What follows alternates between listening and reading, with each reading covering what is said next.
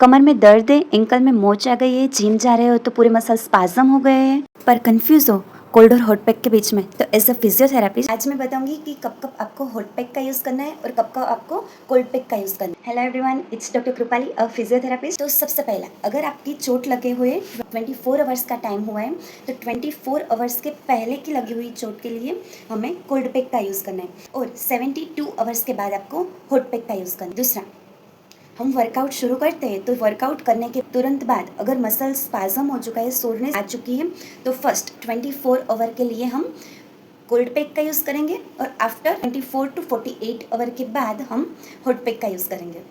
तीसरा, अगर चोट लगने की वजह से अगर आपको स्वेलिंग आ चुकी है, सूजन आ चुकी है उस पार्ट में, तो उसके लिए हम कोल्ड पैक का यूज़ करेंगे। मॉर्निंग में स्टिफनेस होती है, ऐसे जकड़न फील होती है, जैसे जैसे एज होती है तो एज बढ़ने के साथ ऐसे कंधे में जकड़न आ जाती है, घुटने में जकड़न आ जाती है, तो वो जकड़न, वो स्टिफनेस के लिए हम हॉट पैक का यूज़ करें। जैसे एग्जांपल लेते हैं कि फ्रोजन शोल्डर है, घुटने का घसारा है, उसके लिए हम हॉट पैक का यूज़ करेंगे। बोट रिलेटेड कोई इंजरी हुई है, या तो आपकी लिगामेंट, या तो आपकी मांसपेशियों, या तो फिर घुटने की गद्दी फट गई है, तो उसके लिए हम कोल्ड पैक का यूज़ करेंगे। और अगर आपकी मांसपेशियाँ ऐसे टाइट हो चुकी है तो उसके लिए हम हॉट पैक का यूज़ करेंगे।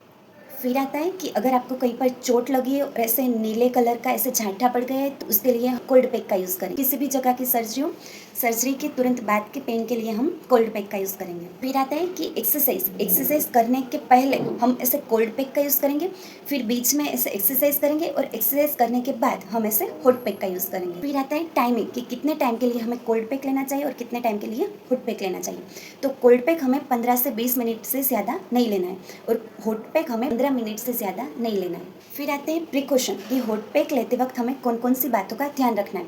तो अगर आप कमर के दर्द के लिए हॉट पैक ले रहे हो तो आपको ध्यान रखना है कि वो जो बैग आती है उस बैग के ऊपर आपको नहीं सो जाना है। दूसरा, कि जिन जिन व्यक्तियों को ऐसे सर्कुलेशन की प्रॉब्लम है, ब्लड सर्कुलेशन जिनका कम है, उनको हॉट पैक ज़्यादा टाइम के लिए नहीं लेने हैं। दूसरा क्या ध्यान रखना है कि हॉट पैक ले रहे हो तो हॉट पैक ज़्यादा गर्म नहीं होना चाहिए और अगर कोल्ड पैक ले रहे हो तो वो ज़्यादा ठंडा ना होना चाहिए। हमें थोड़ी थोड़ी देर में ऐसे ध्यान रखना है। फिर हम ये जानेंगे कि हॉट पैक कैसे वर्क करता है और कोल्ड पैक कैसे वर्क करता है।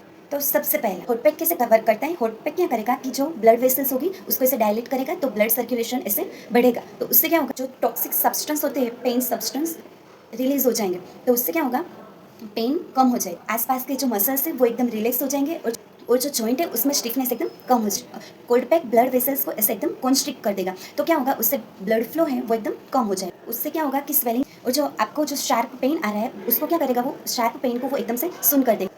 Thank you.